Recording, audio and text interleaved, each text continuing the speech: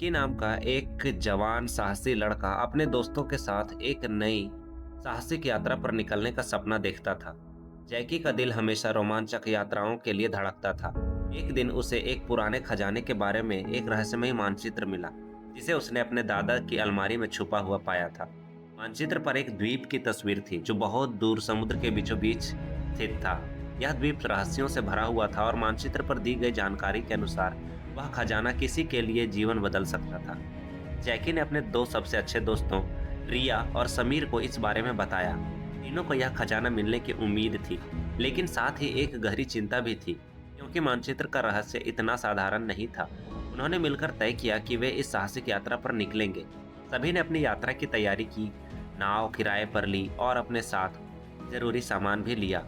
यह सफर बहुत ही खतरनाक था, लेकिन तीनों को यकीन था कि वे इस चुनौती को पार कर लेंगे। सफर की शुरुआत में ही उन्हें तूफान का सामना करना पड़ा। समुद्र की लहरें बहुत बड़ी थी और तूफान की तेज हवाओं ने उनकी नाव को हिलाकर रख दिया था। जैकी और उसके दोस्त बहादुरी से नाव को संभालते रहे। हर बार लहरों के थपेड़े उन्हें और मजबूती से खड़ा कर देते थे। कई दिन समुद्र में संघर्ष करते हुए आखिरकार वे उस द्वीप तक पहुंच गए जिसका जिक्र मानचित्र में था। द्वीप एक घने जंगल से घिरा हुआ था और वहां कोई भी व्यक्ति नजर नहीं आ रहा था। द्वीप पर पहुंचने के बाद तीनों को समझ में आ गया कि असली चुनौती अभी तो शुरू होनी थी। तीनों ने मिलकर जंगल में खोजबीन शुरू की। पहले कुछ किलोमीटर तो उन्होंने आराम से तय किए, लेकिन फिर धीरे धीरे जंगल और भी घना होता गया।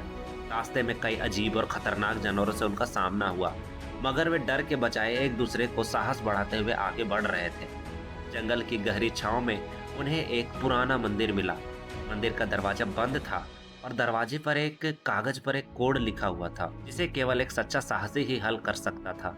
यह कोड उनकी यात्रा का असली सच साबित कहा। रिया ने ध्यान से उस कोड को पढ़ा और उसे हल करने का तरीका समझ लिया।